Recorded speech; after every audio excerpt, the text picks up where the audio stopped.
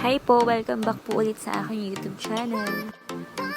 Ngayon po ay tuturuan ko naman po kayo kung paano gumawa ng short at saka ng DIY pouch gamit po itong old pants.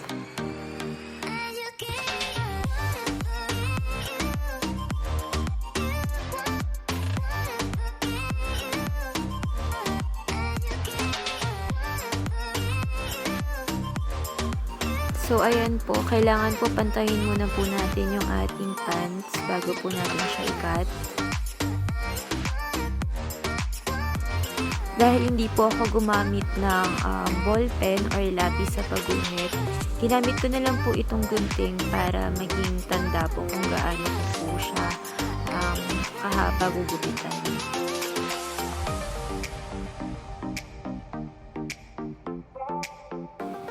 Bali po yung pinagtabasan po natin is itatabi muna natin para sa ating pouch.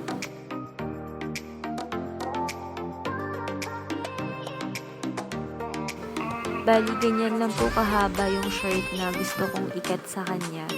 Tinupi ko lang po siya para alam ko din kung gaano siya kaikse pagka tinahi ko na siya.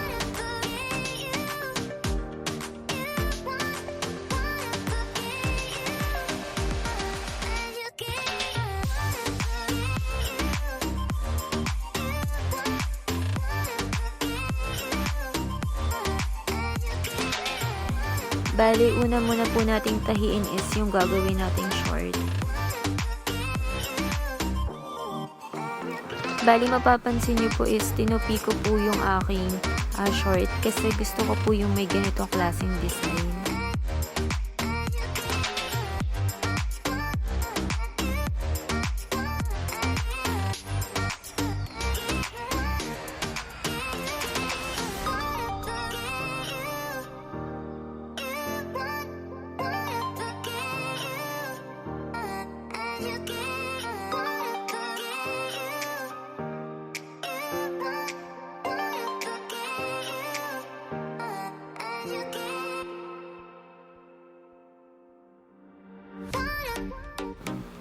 Pagka po tapos na po nating tahiin yung isang side ng short, is tatahiin din po natin yung isang side.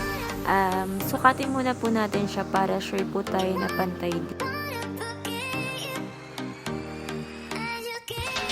Pag okay na po at alam na po nating pantay, pwede na po nating siyang tahiin.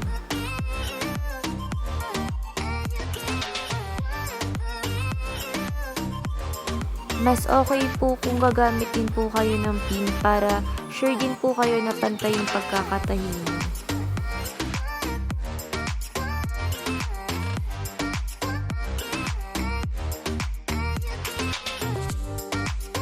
Bali, ayan po. Madali na naman po siya dahil ginupit at saka tinahi lang naman po natin siya.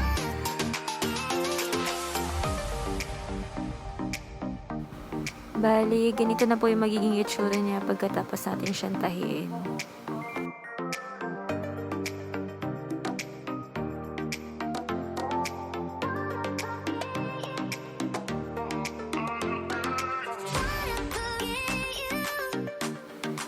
Ang susunod naman natin gagawin ay itong pouch. Bali, ito po yung pinagtabasan din natin kanina.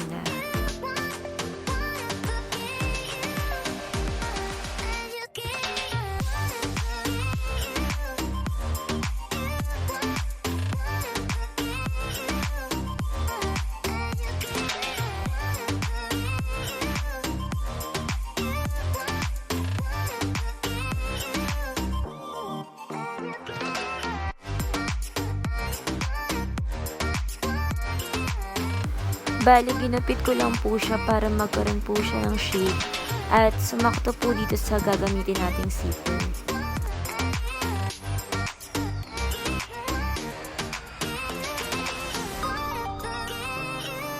Gumamit din po pala ako ng ribbon para magkaroon po siya ng kaunting design.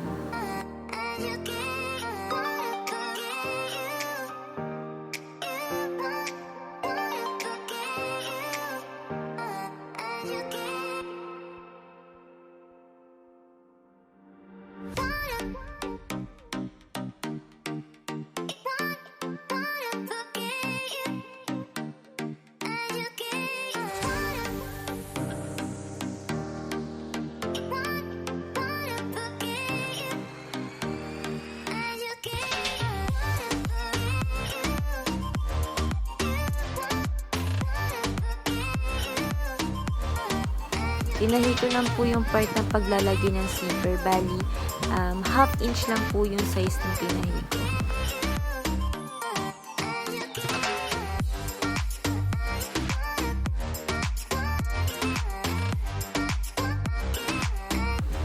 Pag okay na po, tatahiin lang po natin itong ribbon para sa design natin.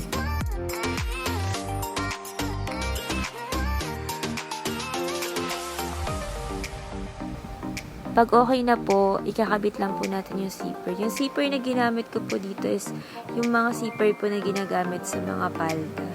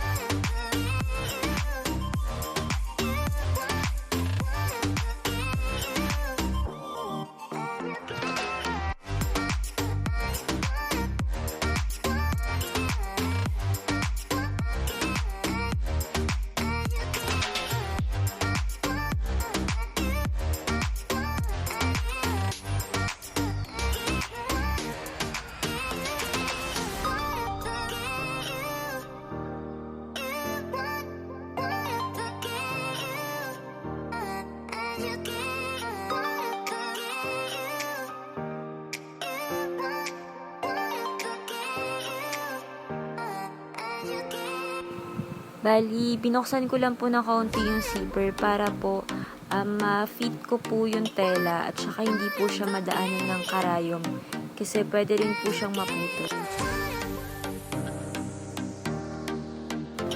Kailangan po ispantay po yung pagkakadikit ng mga zipper kasi pwedeng hindi po natin siya mabuksan or masara. Bali, tinupi at saka tinahi ko lang po itong gilid na to para mas malinis po siyang tingnan.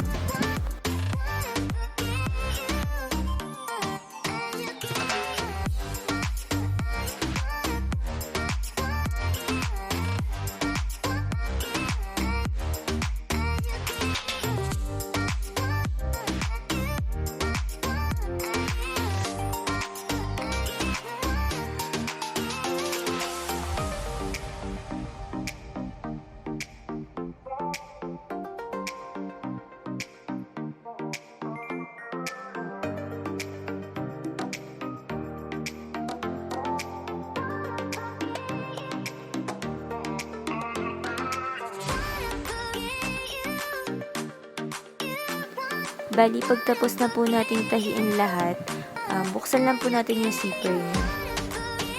Tapos po, tsaka po natin siya ibaliktad.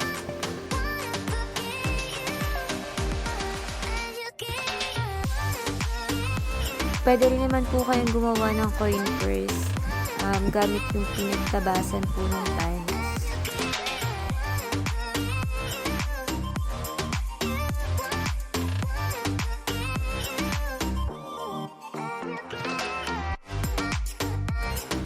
Bali po, ang next naman po natin gagawin is yung ribbon para may design po siya.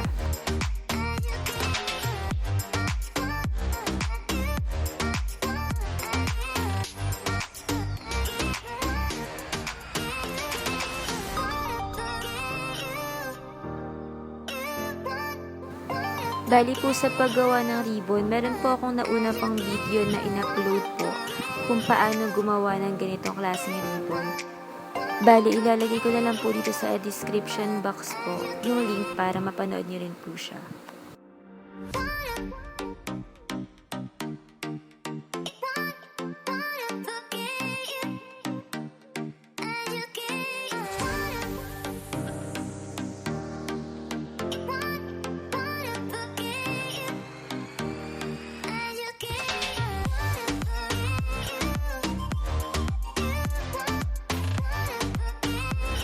So, So, pag okay na po siya, bali gagamitan ko lang po siya ng glue stick para po kumapit po yung ating ginawang ribbon.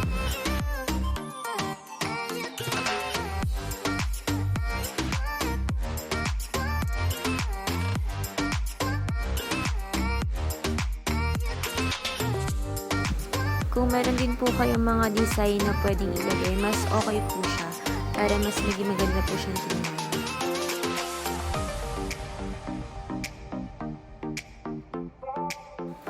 So, ayan na nga po. Bali, ganito po yung magiging kalabasan po nung tinahi po natin galing sa ating old pants.